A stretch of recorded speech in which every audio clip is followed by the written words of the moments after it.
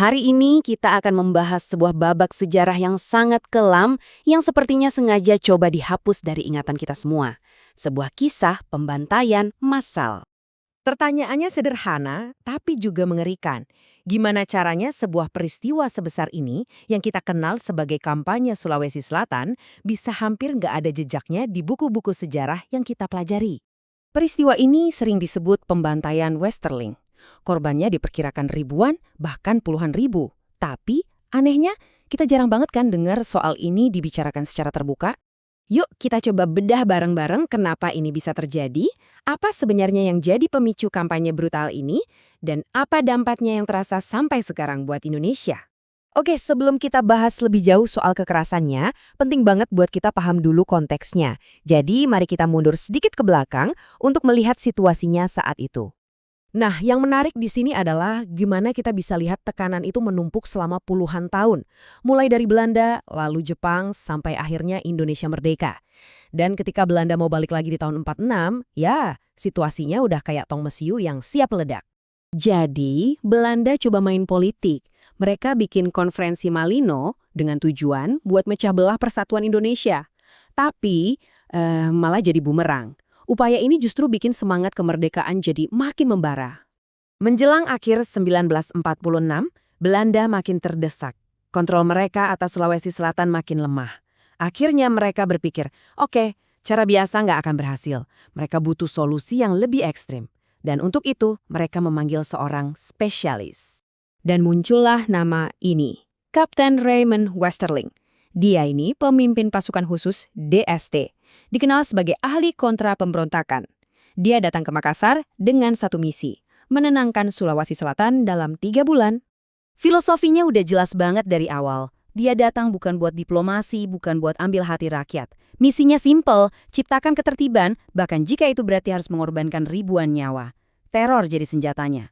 Westerling ini nggak main-main pakai aturan militer yang ada. Nggak. Dia bikin aturannya sendiri yang kemudian dikenal sebagai metode Westerling. Dan inti dari metodenya ini adalah satu konsep yang bikin merinding, namanya Standrecht. Gampangnya gini, kalau kamu dicurigai sebagai pejuang, kamu bisa dieksekusi detik itu juga, tanpa pengadilan, tanpa pembelaan. Coba deh kita lihat langkah-langkahnya, ini sistematis banget. Pertama, desa dikepung malam-malam. Begitu fajar, semua warga, laki-laki, perempuan, anak-anak digiring ke satu tempat. Lalu para pria dipisahkan dan nama-nama yang ada di daftar intelijen dipanggil. Dan yang paling brutal, mereka langsung ditembak di tempat, di depan semua orang. Yang selamat dipaksa bersumpah setia. Ini bukan sekedar kekerasan, ini teror psikologis. Dan metode ini langsung dipraktekkan, nggak pakai lama. Di Desa Batua, 11 Desember 1946, 44 warga sipil dieksekusi di depan mata keluarga dan tetangga mereka. Ini adalah pesan pertama dari Westerling. Tapi itu baru permulaan. Cuma selang 8 hari, aksi kekerasan ini skalanya makin gila di Polong Bangkeng.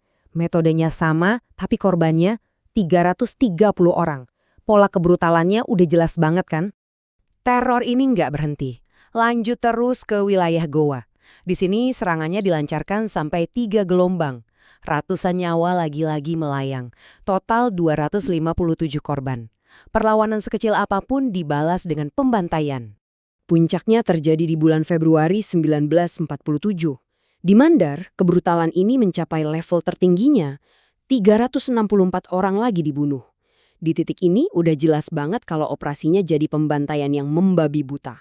Salah satu yang paling sadis itu terjadi di Galung Lombok. Di sini targetnya spesifik, para pemimpin masyarakat.